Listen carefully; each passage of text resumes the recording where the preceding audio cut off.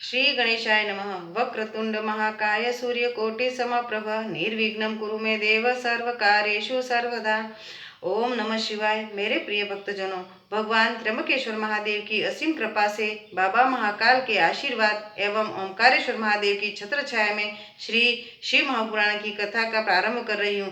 प्रिय भक्तजनों, कथा कहने का उद्देश्य प्रत्येक अध्याय को विस्तार से जन जन तक पहुँचाना व जिससे जब भी समय मिले कथा को सुनकर अपने जीवन को कृतार्थ कर सके।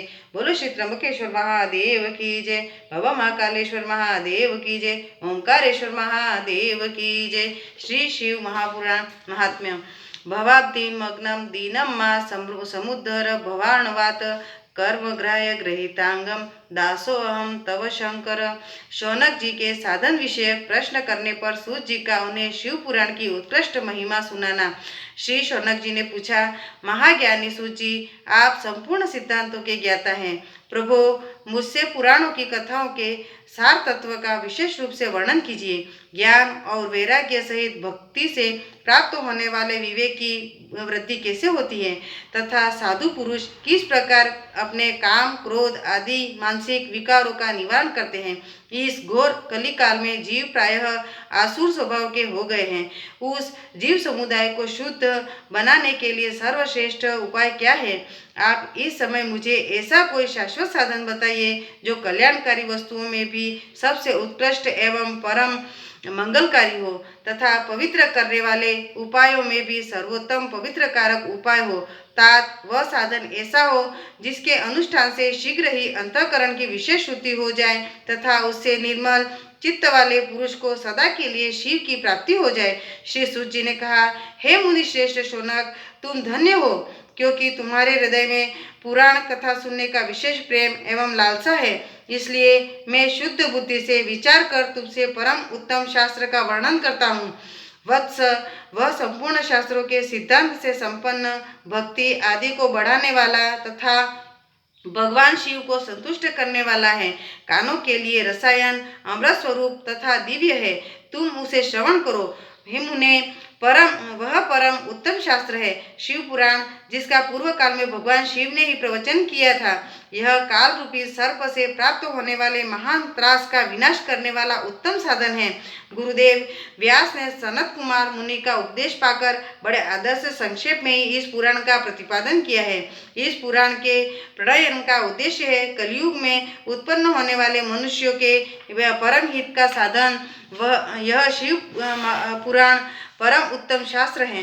इसे इस भूतल पर भगवान शिव का वांगमय स्वरूप समझना चाहिए और सब प्रकार से इसका सेवन करना चाहिए। इसका पठन और श्रवण सर्व साधन रूप है। इससे शिव भक्ति पाकर श्रेष्ठतम स्थिति में पहुंचा हुआ मनुष्य शीघ्र ही शिव पद को प्राप्त कर लेता है। इसलिए संपूर्ण यत्न करके मनुष्यों ने इस पुराण को पढ़ने की इच्छा की है अथवा इसके अध्ययन को अभिष्ट साधन माना है। इसी तरह प्रत्येक इसका प्रेम पूर्वक श्रवण भी संपूर्ण मनोवांछित फलों को देने वाला है। भगवान शिव के इस पुराण को सुनने से मनुष्य सब पापों से मुक्त हो जाता है तथा इस जीवन में बड़े बड़े उत्कृष्ट भोगों का उपभोग करके अंत में शिवलोक को प्राप्त कर लेता है। यह शिव पुराण नामक ग्रंथ 24,000 श्लोकों से युक्त है। इसकी 7 संहिताएं हैं। मनुष्य को चाहिए कि वह भक्ति, ज्ञान और वैराग्य से संपन्न हो, बड़े आदर से इसका श्रवण करें। 7 संहिताओं से युक्त यह दिव्य शिव पुराण पर ब्रह्मा परमात्मा के समान विराजमान है और सबसे उत्कृष्ट गति प्रदान करने वाला है। जो निरंतर अनुसंधान पूर्वक इस शिव पुराण को वाचता है तथा अन्य नित्य प्रेम पूर्वक इसका पाठ मात्र करता है, वह पुण्यात्मा है, इसमें संशय नहीं है। जो उत्तम बुद्धि वाला पुरुष अंत काल में भक्ति पूर्वक इस पुराण को सुनता है, उस पर अत्यंत प्रसन्न हुए भगवान महेश्वर उसे अपना पद प्रदान करते हैं। जो प्रतिदिन आदर पूर्वक इस शिव पुराण का पूजन करता है, वह इस संसार में संपूर्ण भोगों को भोग कर अंत में भगवान शिव के पद को प्राप्त कर लेता है। जो प्रतिदिन आलस्य रहित हो, रेशमी वस्त्र आदि के वेष्टन से इस शिव पुराण का सत्कार करता है, वह सदा सुखी होता है। यह शिव पुराण निर्मल तथा भगवान शिव का सर्वस्व है। जो इहलोक और परलोक में भी सुख चाहता हो उसे आदर के साथ प्रयत्न पूर्वक इसका सेवन करना चाहिए। यह निर्मल एवं उत्तम शिव पुराण धर्म, अर्थ, काम और मोक्ष रूप चारों पुरुषार्थों को देने वाला है। अतः सदा प्रेम पूर्वक इसका श्रवण एवं विशेष पाठ करना चाहिए। अध्याय 1। शिव पुराण के श्रवण से देवराज को शिवलोक की प्राप्ति तथा चंचुला का पाप से भय एवं संसार से वैराग्य। श्री शौनक जी ने कहा, महाभाग सुत जी, आप धन्य हैं, परमार्थ तत्व के ज्ञाता हैं। आपने कृपा करके हम लोगों को यह बड़ी अद्भुत एवं दिव्य कथा सुनाई है। भूतल पर इस कथा के समान कल्याण का सर्वश्रेष्ठ साधन दूसरा कोई नहीं है। यह बात हमने आज आपकी कृपा से निश्चय पूर्वक समझ ली। सूत जी, कलयुग में इस कथा के द्वारा कौन कौन से पापी शुद्ध होते हैं, उन्हें कृपा पूर्वक बताइए और इस जगत को कृतार्थ कीजिए। सूत जी बोले, मुने, जो मनुष्य पापी, दुराचारी, खल तथा काम क्रोधी आदि में निरंतर डूबे रहने वाले हैं, वे भी इस पुराण के श्रवण पठन से अवश्य शुद्ध हो जाते हैं।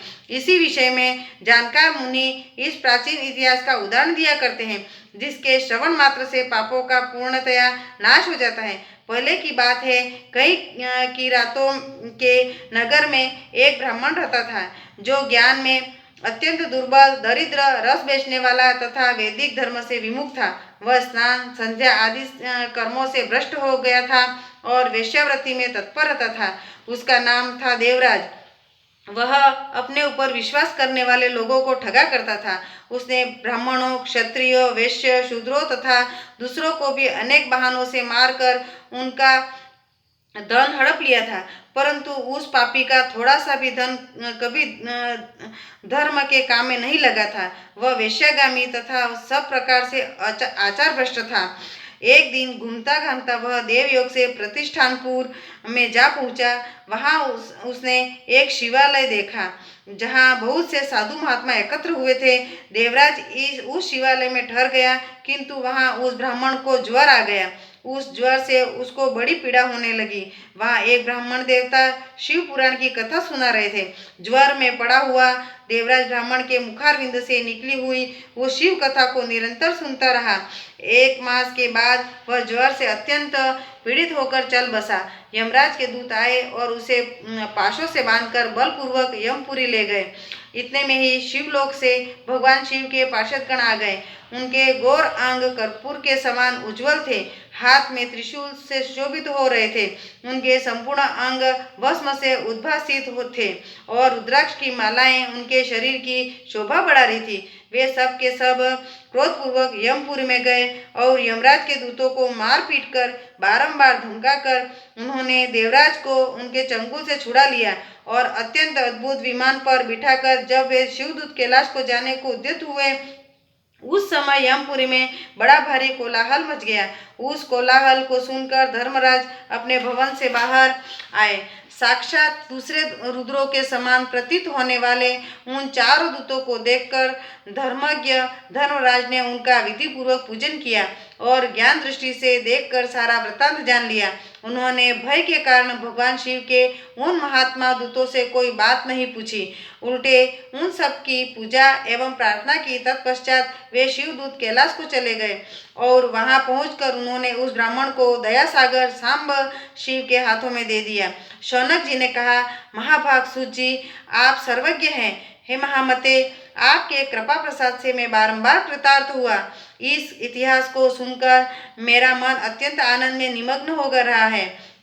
अतः अब भगवान शिव में प्रेम बढ़ाने वाली शिव संबंधिनी दूसरी कथा को भी कहिए। श्री सूत जी बोले, हे शौनक, सुनो, मैं तुम्हारे सामने गोपनीय कथा वस्तु का भी वर्णन करूंगा, क्योंकि तुम शिव भक्तों में अग्रगण्य तथा वेद वेत्ताओं में श्रेष्ठ हो। समुद्र के निकटवर्ती प्रदेश में एक वाष्कल नामक ग्राम है, जहाँ वैदिक धर्म से विमुख महापापी द्विज निवास करते हैं। वे सब के सब बड़े दुष्ट हैं। उनका मन दूषित विषय भोगों में ही लगा रहता है। वे न देवताओं पर विश्वास करते हैं न भाग्य पर। वे सभी कुटिल वृत्ति वाले हैं, किसानी करते हैं और भांति भांति के घातक अस्त्र शस्त्र रखते हैं। वे व्यभिचारी और खल हैं। ज्ञान, वैराग्य और सद् धर्म का सेवन ही मनुष्य के लिए परम पुरुषार्थ है। इस बात को वे बिल्कुल नहीं जानते हैं। वे सभी पशु बुद्धि वाले हैं। अन्य वहाँ के अन्य वर्णों के विषयों में क्या कहा जाए। अन्य वर्णों के लोग भी उन्हीं की भांति कुत्सित विचार रखने वाले स्वधर्म विमुख एवं खल है। वे सदा कुकर्म में लगे रहते हैं और नित्य विषय भोगों में ही डूबे रहते हैं। वहाँ की सब स्त्रियां भी कुटिल स्वभाव की, स्वेच्छाचारिणी, पापासक्त, कुत्सित विचार वाली और व्यभिचारिणी हैं। वे सद्व्यवहार और सदाचार से सर्वथा शून्य हैं। इस प्रकार वहाँ दुष्टों का ही निवास है। उस वाशकल नामक ग्राम में किसी समय एक बिंदुक नामधारी ब्राह्मण रहता था। वह बड़ा अधम था, दुरात्मा और महापापी था। यद्यपि उसकी स्त्री बड़ी सुंदरी थी, तो भी वह कुमार्ग पर ही चलता था। उसकी पत्नी का नाम चंचुला था।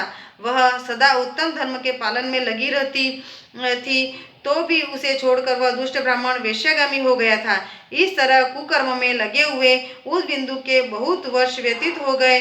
उसकी स्त्री चंचुला काम से पीड़ित होने पर भी स्वधर्मनाश के भय से क्लेश सहकर भी दीर्घ काल तक धर्म से भ्रष्ट नहीं हुई, परंतु दुराचारी पति के आचरण से प्रभावित हो आगे चलकर वह स्त्री भी दुराचारिणी हो गई। इस तरह दुराचार में डूबे हुए उन मूढ़ चित्त वाले पति पत्नी का बहुत सा समय व्यर्थ बीत गया। तदनंतर शूद्र जातीय वेश्या का पति बना हुआ वह दूषित बुद्धि वाला दुष्ट ब्राह्मण बिंदुक समय अनुसार मृत्यु को प्राप्त हो नरक में जा पड़ा। बहुत दिनों तक नरक में दुख भोग कर वह मूढ़ बुद्धि पापी विंध्य पर्वत पर भयंकर पिशाच हुआ। इधर उस दुराचारी पति बिंदुक के मर जाने पर वह मूढ़ हृदया चंचुला बहुत समय तक पुत्रों के साथ अपने घर में ही रही। एक दिन देवयोग से किसी पुण्य पर्व के आने पर वह स्त्री भाई बंधुओं के साथ गोकर्ण क्षेत्र में गई। तीर्थ यात्रियों के संग से उसने भी उस समय जाकर किसी तीर्थ में जल में स्नान किया।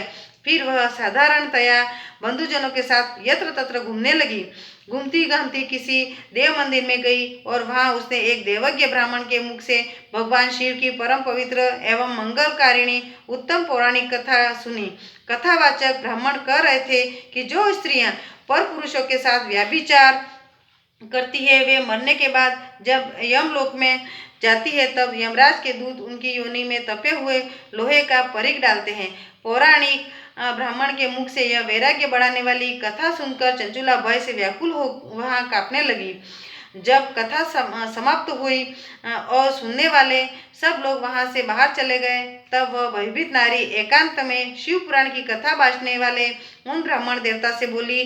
चंचुला ने कहा, हे ब्राह्मण, मैं अपने धर्म को नहीं जानती थी, इसलिए मेरे द्वारा बड़ा दुराचार हुआ है। स्वामी, मेरे ऊपर अनुपम कृपा करके आप मेरा उद्धार कीजिए। आपके वैराग्य रस के ओतप्रोत इस प्रवचन को सुनकर मुझे बड़ा भय लग रहा है।